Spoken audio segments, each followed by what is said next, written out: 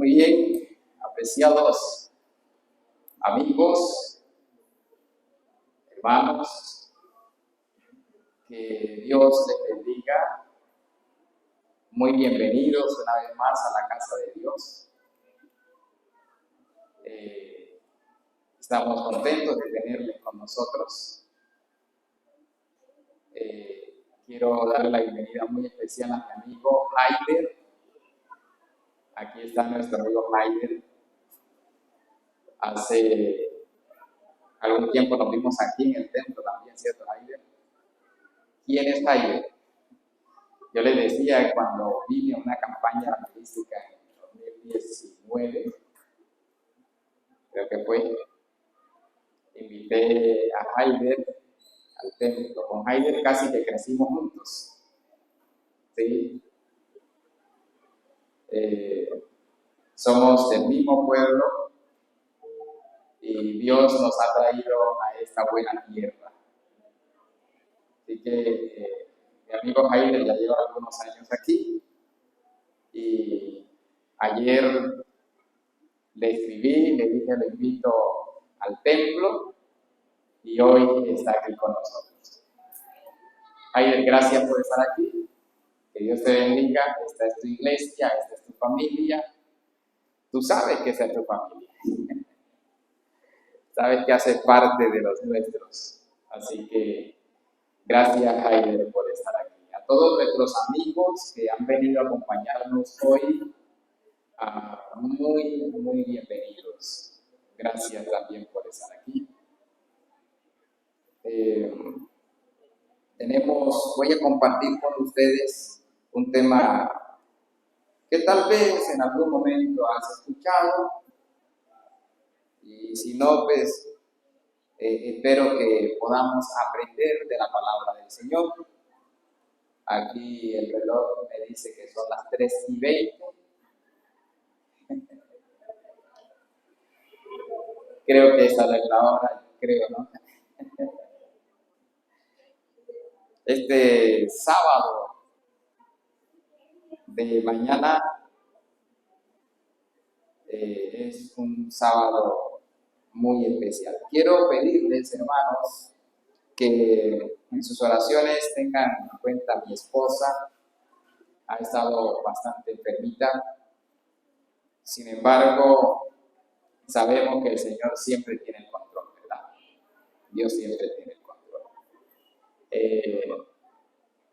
Yo estuve toda esta semana he estado un poco enfermo también, con problemas estomacales, náuseas y algo así, pero también Dios ha estado al frente. Y ya, he tomado bastante carbón, así que creo que ya estoy negro por dentro y por fuera. ¿Cierto? Es uno tanto carbón que toma, se vuelve negro. Bien, vamos entonces a la palabra del Señor, el libro de Samuel. No sé si tengo mucho volumen, yo hablo fuerte, les recuerdo eso. Y a los ingenieros de sonido, tampoco me vayan a dejar sin volumen porque entonces me exigen demasiado la voz. Bien, primer libro de Samuel, capítulo 3. Vamos a mirar ese texto, ese capítulo hoy. Y nuestro tema está enfocado en la formación o en la crianza de nuestros hijos. Sin embargo, vamos a iniciar hablando del llamamiento de Dios a Samuel. ¿Por qué razón Dios llama a Samuel? ¿Sí? ¿Qué estaba pasando? ¿Qué estaba pasando que Dios se ve en la necesidad de hacer un llamado a Samuel? Y sobre todo, siendo que Samuel no tenía tal vez la edad para oficiar en el templo. Esto lo voy a meter en comillas. Porque recuerden que Pablo le escribió a Timoteo: ninguno tenga en poco tu juventud, sino sé ejemplo de los creyentes en palabra, en conducta, en amor, en espíritu, en fe y en pureza. Es decir, que Dios no tiene en cuenta la edad de alguien cuando Él lo tiene que llamar para una tarea específica. Eso había sucedido con Samuel. Versículo 1. El joven Samuel servía a Jehová en presencia de Elí. En aquellos días, dice la palabra de Dios, en aquellos días escaseaba la palabra de Jehová y no eran frecuentes las visiones. Samuel está en el templo. Pero analicemos un poquito cuándo o en qué momento fue llevado Samuel al templo. Samuel es llevado al templo después de que su mamá, Ana, había hecho un trabajo especial en él. Ana había dedicado tanto tiempo a su hijo. Ana había llevado a Samuel a conocer a Jehová. Samuel había crecido siendo un niño reverente en el templo. En la vida de Samuel no había irreverencia. De pronto alguien de ustedes se levante, o tal vez alguien nos escriba a través de las redes sociales y nos diga, pastor, pero llegue al final de la vida de Samuel. No es muy agradable. Y mucho menos en contraste con lo que estoy diciendo aquí. ¿Por qué? Porque los hijos de Samuel no fueron de lo mejor. Entonces, un joven bien educado, bien formado, un hombre fiel al Señor, pero sus hijos descarriados. Es interesante. ¿Falló Samuel? ¿En qué falló? ¿Qué pasó? Tal vez más adelante o en algún momento hablaremos de ello. Sin embargo, voy a decirles que no olvidemos que nuestros hijos o que nosotros tenemos algo, Dios nos creó con algo que se llama libre albedrío, ¿sí? Y que nosotros tomamos decisiones. Por ende, los hijos de Samuel tomaron decisiones. ¿Podemos decir que Samuel falló? No. Porque tendríamos que decir que Dios falló cuando Adán y Eva cayeron en el pecado. ¿Cierto? Y Dios no falló. Adán y Eva tomaron la decisión de apartarse. Los hijos de Samuel tomaron la decisión de hacer cosas erradas. Los hijos de Aarón tomaron la decisión de hacer cosas erradas. Jacob, ¿sí?, hijo de Isaac, toma la decisión de engañar a su padre, confabularse con su mamá para hacer cosas erradas y finalmente engañar a su hermano. Eso trajo consecuencias. Siempre hay consecuencias. Pero bien, no voy a pasearme en ello, sino que quiero mencionar que Samuel fue instruido bajo la dirección de Dios. Ana había sufrido demasiado los ultrajos de Penina. Recuerden que Penina era la otra esposa del Cana. Y eso fue un problema. Señores, no busque otra. Eso es un problema. Quédese con la que tiene, aguante. Soporte. Ore. Llore. Si le pegan, tranquilo, es por su bien. No. Cada vez que los hombres buscaron una segunda esposa, eso fue un problema. Siempre fue así. El mismo Jacob se metió en problemas. Usted sabe, usted se imagina los problemas que tenía el hermano Salomón. 1000 problemas. Abraham, ¿cuánto le dolió a Abraham tener que decirle a Agar, vete de aquí y llévate a mi hijo? ¡Qué problema! La segunda siempre genera problemas. Quédese con la que tiene. Aguante allí. Porque esa fue la que Dios le dio, ¿verdad? Así que, hermanos queridos, volvemos aquí al texto de en aquellos días, cuando escaseaba la palabra de Dios, no habían visiones, y Dios llama a este pequeño. Versículo 2.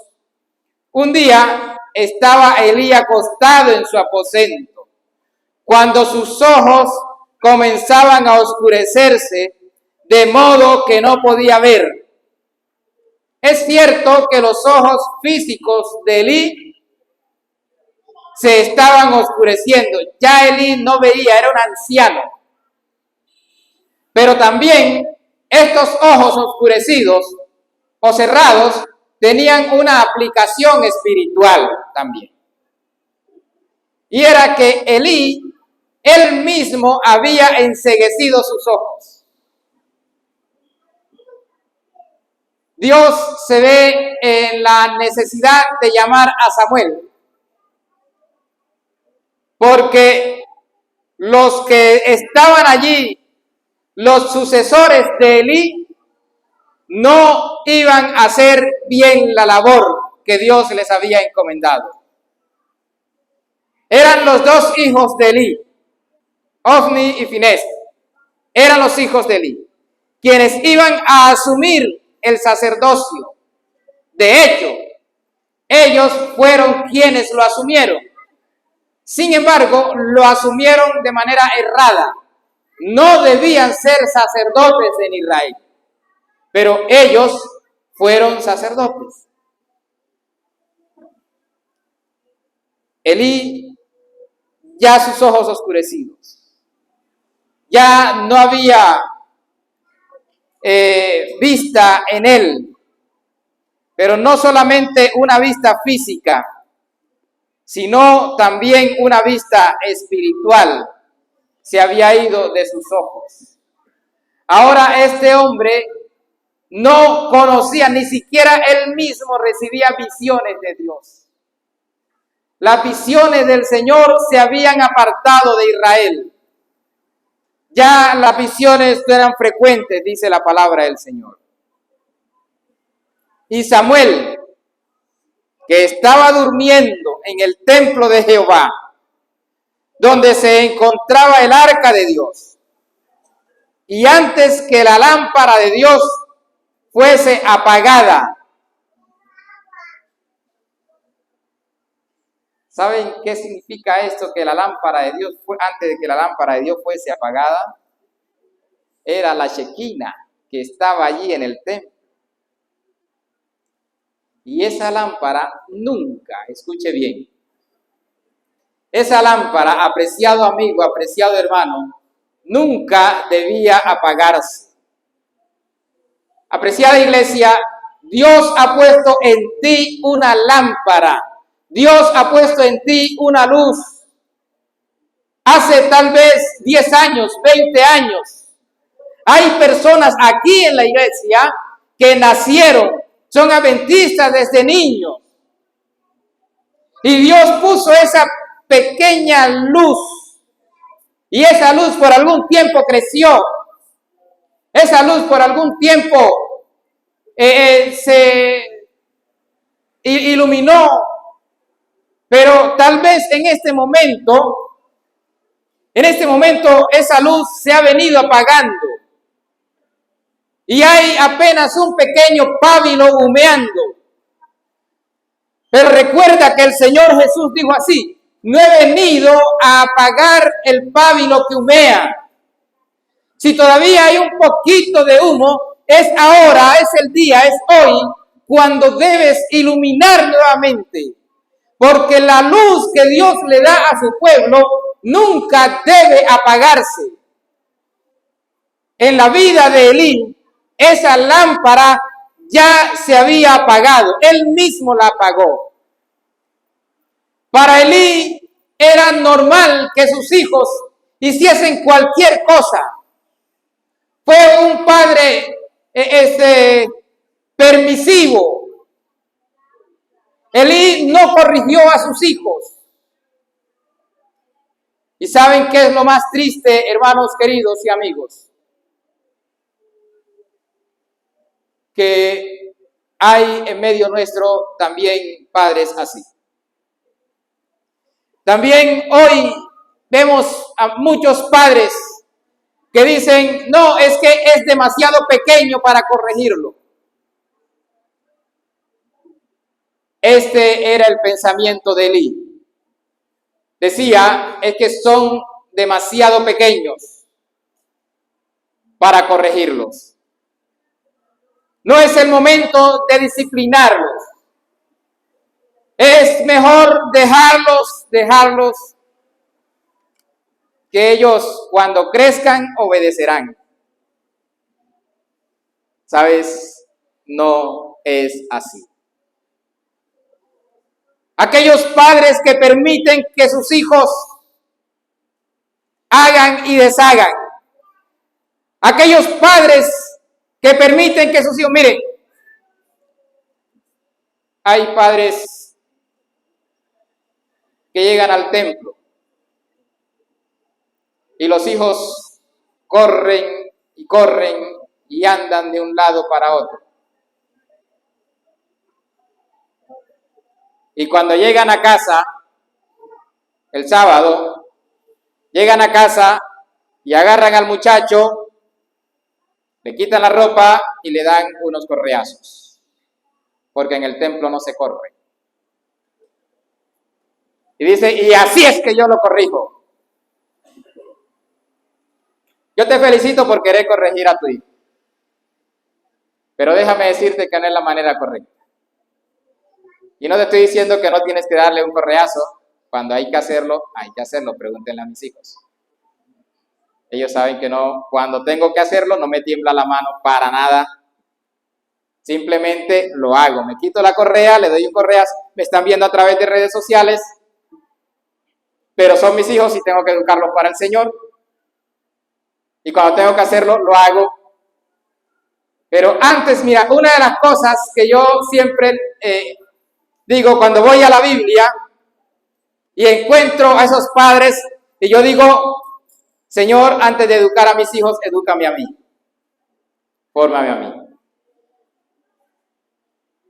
¿Sí? Si nosotros realmente queremos que nuestros hijos vean las cosas de Dios como algo sagrado y no como la veían los hijos de Elí, como algo trivial, como algo frívolo, y para ellos no tenía ninguna importancia el estar en el templo.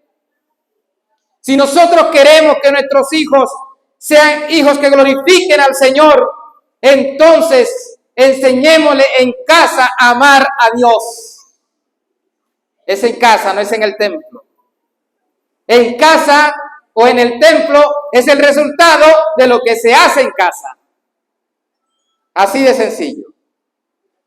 Si su hijo corre en el templo, brinca, grita, patalea, en su casa eso es lo que él hace. No está teniendo contacto con Dios en casa. Y era lo que pasaba en la vida de los hijos de Elí. Por eso el Señor ve la necesidad de llamar a otro joven. Y Dios llama a Samuel, que estaba durmiendo, que era un pequeñín, que tal vez no había tenido una relación personal él con Dios, pero Dios lo llamó a él.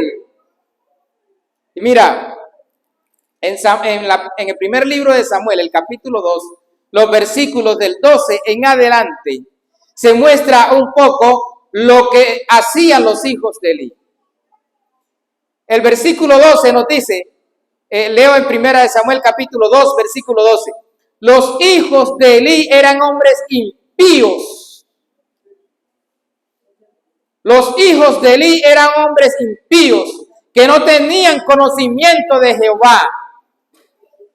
Durante los primeros años de estos jóvenes, de estos muchachos, no hubo nadie, no hubo alguien que los corrigiera, no hubo alguien que les enseñara disciplina, no hubo alguien que hiciera con ellos un culto de manera que ellos pudiesen aprender a amar a Dios. Leo aquí en Patriarcas y Profetas. El padre no había corregido la falta de respeto que manifestaban hacia su propia autoridad. No lo respetaban ni siquiera ni como padre, ni lo respetaban como sacerdote. Ni había refrenado su irreverencia por los servicios solemnes del santuario. Y cuando llegaron a la adultez, estaban llenos de los frutos mortíferos del escepticismo y la rebelión. Lo que no se hizo cuando eran pequeños, dio resultados cuando fueron grandes. Y por esa razón, apreciada iglesia, Dios está llamando ahora a Samuel. Ahora volvamos a Samuel. Versículo 4. Jehová llamó a Samuel. Este respondió, heme aquí. Tú que estás en redes sociales, a ti también Dios te está llamando en cualquier parte del mundo donde te encuentras. ¿Y qué vas a responder? Y tú, apreciado amigo, apreciado hermano, a quien Dios también está llamando hoy, ¿qué vas a responder? El Señor te llama una vez como llamó a Samuel. Jehová llamó a Samuel y este respondió, heme aquí. Inmediatamente, como Samuel no había escuchado la voz de Dios, Samuel no entendía lo que estaba sucediendo, dice el versículo 5, que él se levantó de su cama y corrió hasta donde estaba el sacerdote Elí y le dijo, ¿para qué me has llamado? Note la pregunta de Samuel. Samuel pregunta, ¿para qué me has llamado? No por qué, ¿para qué? ¿Estás entendiendo lo que te quiero decir? Dios nunca llama a nadie para dejarlo ocioso. Si Dios te llama es porque tiene una tarea para ti. Dios no llama a ociosos. Note que cuando Dios llamó a los discípulos, algunos de ellos, por ejemplo, Juan y su hermano, ¿qué estaban haciendo los hijos de Zebedeo? ¿Qué estaban haciendo? Remendando las redes, estaban ocupados. Y Jesús siguió caminando y llamó a Mateo. ¿Y qué estaba haciendo Mateo? Estaba cobrando los impuestos. ¿Sí? Y Pablo iba en su camino y el Señor lo llamó y él estaba ocupado. Dios llama a hombres y mujeres ocupados, porque Dios no es un Dios de ociosos. Dios no quiere hombres y mujeres ociosas, ni ociosos. Llama a hombres para que hagan una tarea. Y Samuel dijo, ¿para qué me has llamado? Pero mira que Elí estaba tan desconectado, apreciados líderes de iglesia.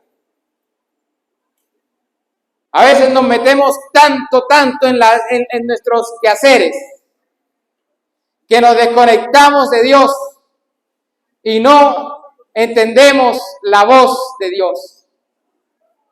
Elí pudo haberle dicho, yo no te estoy llamando, es Dios quien te está llamando.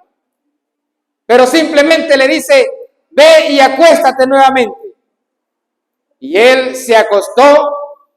Versículo 6, Jehová volvió a llamar a Samuel. Y Samuel, que no identificaba la voz, corrió y preguntó nuevamente, ¿para qué me has llamado? Heme aquí, ¿para qué? ¿Para qué te ha llamado el Señor? ¿Qué tienes que hacer en la obra de Dios? ¿Qué vas a hacer? ¿Qué hay que hacer? Versículo 7. Samuel no había conocido aún a Jehová. Samuel todavía no había tenido ese contacto con la voz de Dios audible. Por eso Samuel no identifica. Por eso Samuel no sabe qué está sucediendo. Y por eso él corre a donde está el sacerdote. Dice, ni la palabra de Jehová le había sido revelada. Entonces lo llamó por tercera vez Samuel. Y Samuel se levantó y fue a donde Elí. Y ahora nuevamente le pregunta, ¿para qué me has llamado? Y así lo llamó el Señor por cuarta vez. Y ahora Elí, después de la tercera vez, Elí le dice, mira, si te vuelve a llamar, tú dile, heme aquí, que tu siervo escucha. Hay amigos aquí tal vez, a quienes Dios ha llamado una vez, 2 veces, tal vez 3 veces, 4 veces. A quienes Dios les ha dado una oportunidad, 2 o 3 o 4 o 5 oportunidades, no sé. Si hoy estás aquí, estás escuchando este sermón, y tú que estás en redes sociales, tal vez es el primero, segundo, tercero, cuarto llamado que Dios te hace. Todavía la misericordia del Señor está viva y está activa para ti. Todavía el Señor está extendiendo su mano para ti. Todavía Dios te está llamando. Dios quiere verte en el reino de los cielos, apreciado amigo. Todavía hay oportunidad para ti. Así que Dios llama a Samuel una cuarta vez.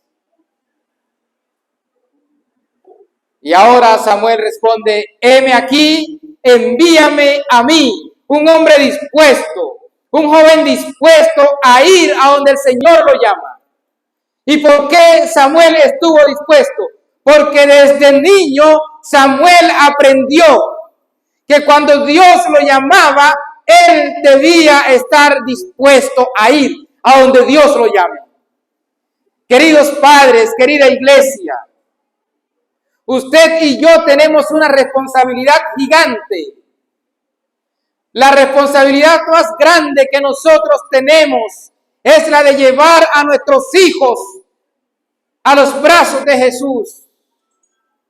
De pronto tú me digas, pastor, mis hijos cuando eran niños fueron bautizados, pero ellos se fueron de la iglesia. Ahora, al principio yo dije algo. Dije que nosotros tomamos decisiones, que nuestros hijos crecen y toman decisiones y se van de la iglesia, se apartan de Dios.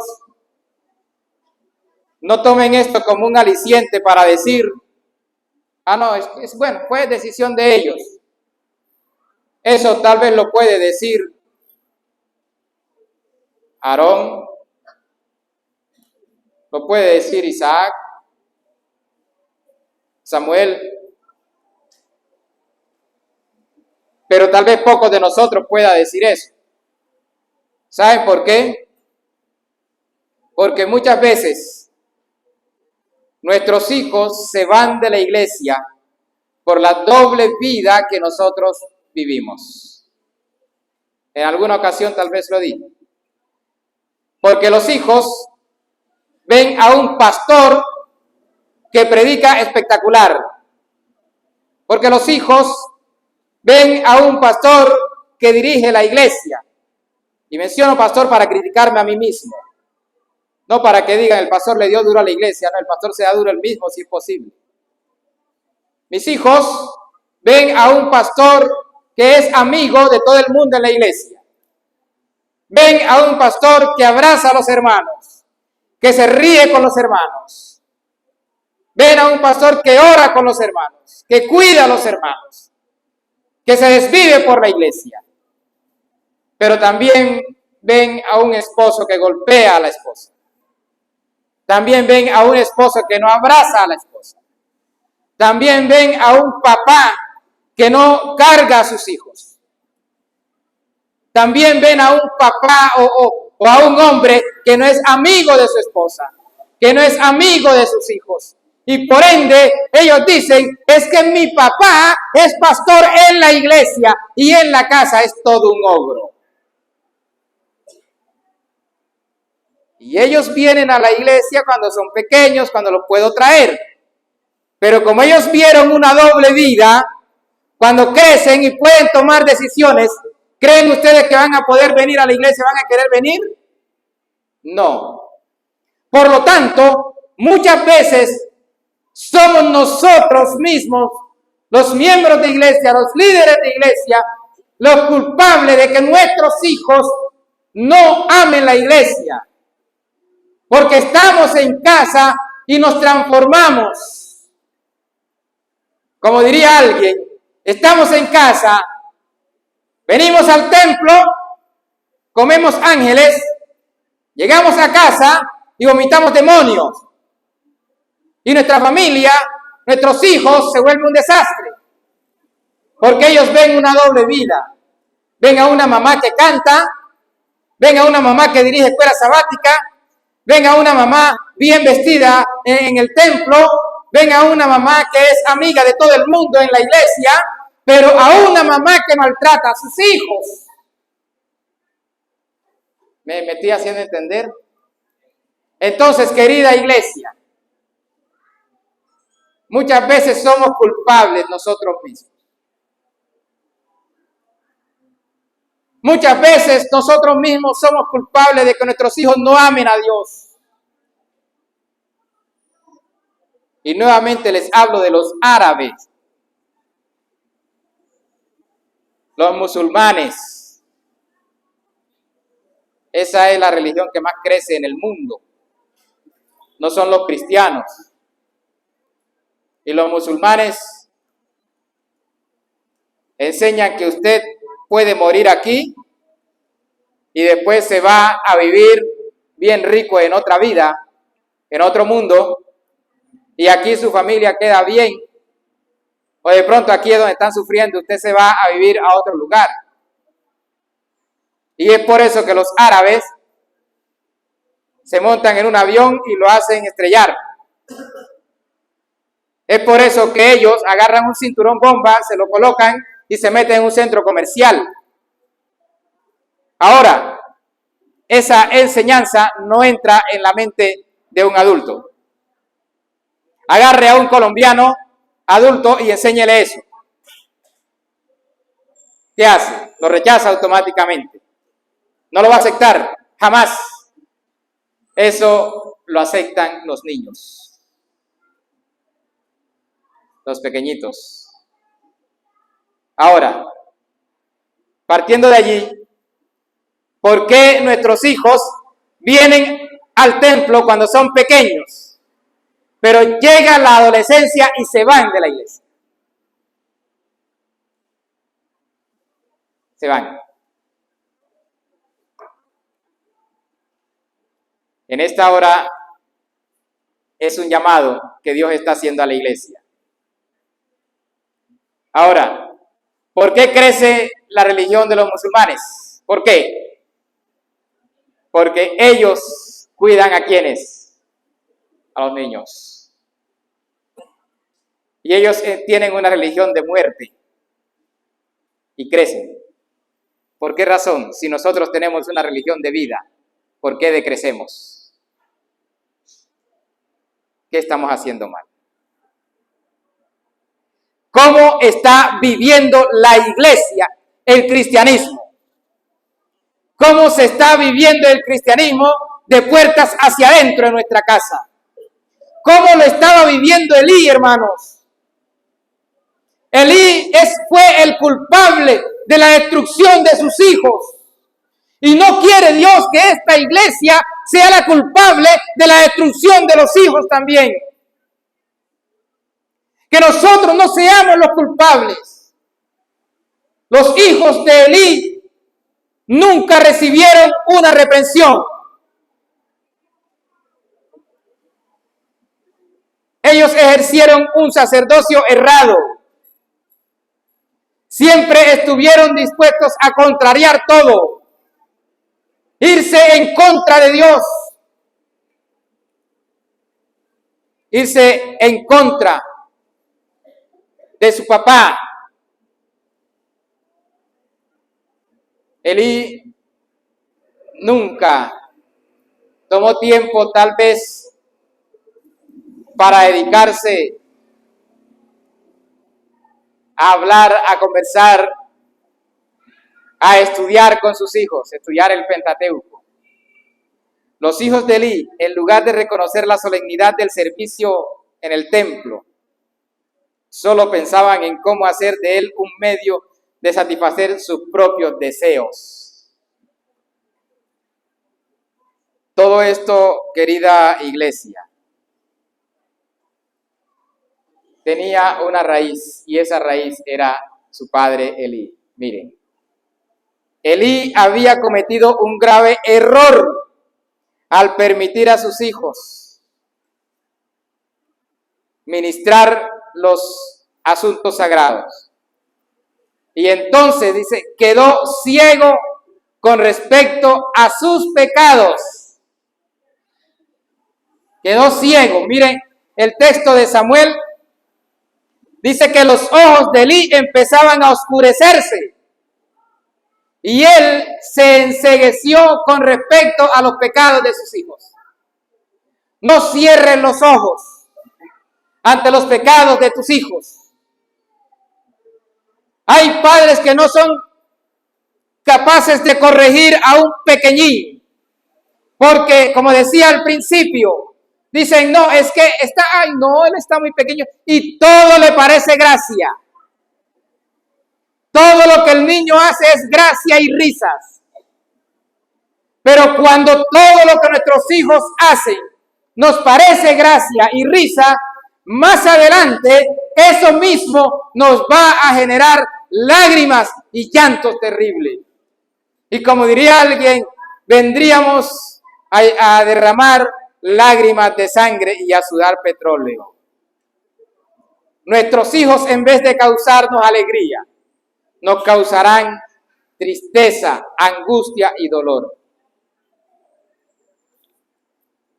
Elí no administró su casa de acuerdo con los reglamentos de Dios para el gobierno de su familia. Elí siguió su propio juicio.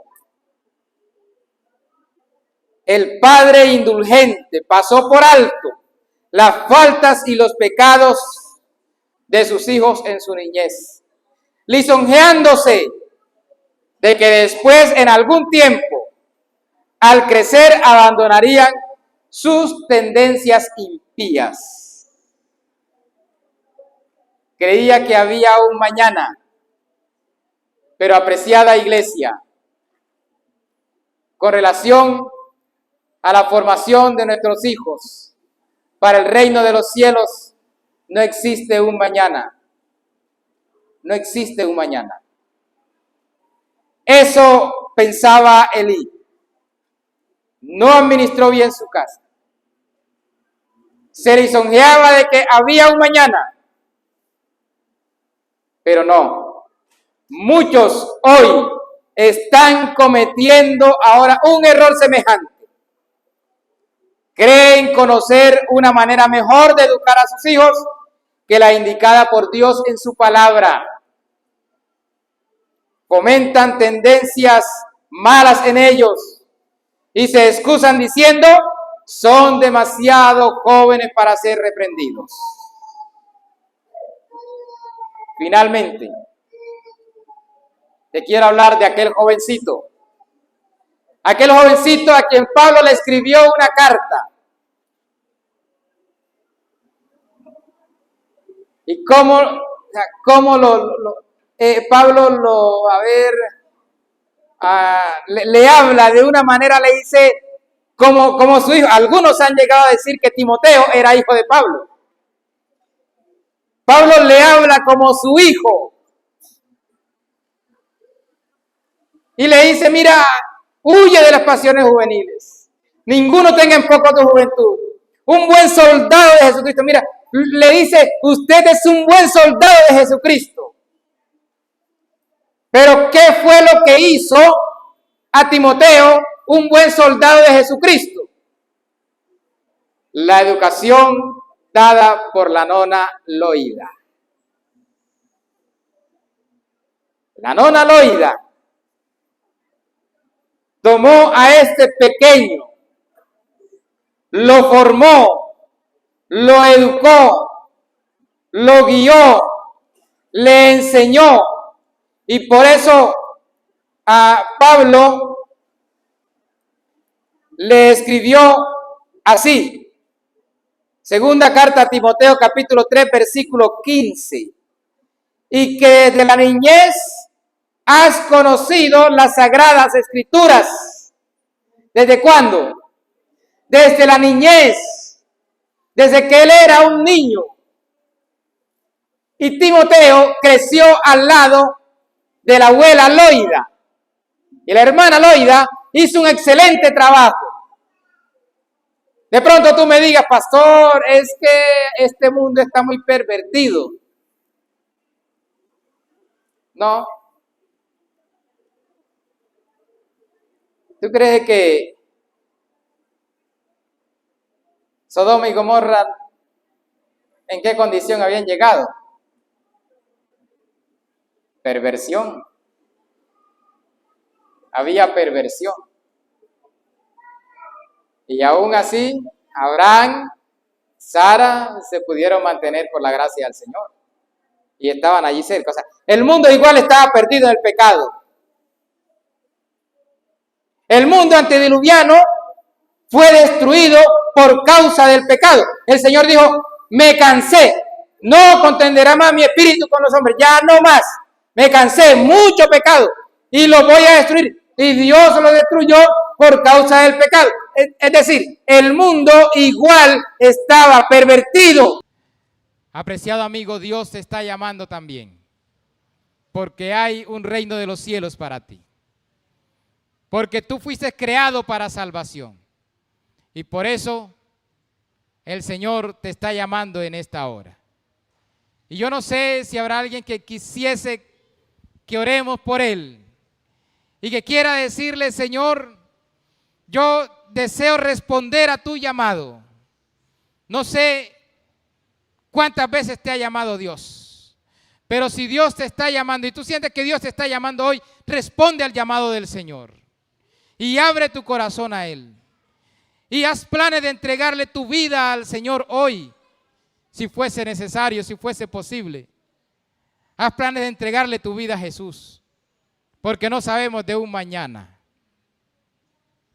Con relación a la salvación, tal vez no hay un mañana. Pregunto, ¿hay aquí un amigo que quisiera decirle, Señor, yo quiero responder tu llamado? Si hay ese amigo, yo le invito a que se coloque de pie ahora. Voy a orar por él, para que Dios le dé esa oportunidad de que un día no muy lejano pueda recibir ese o responder a ese llamado del Señor y decirle, heme aquí, envíame a mí, Señor.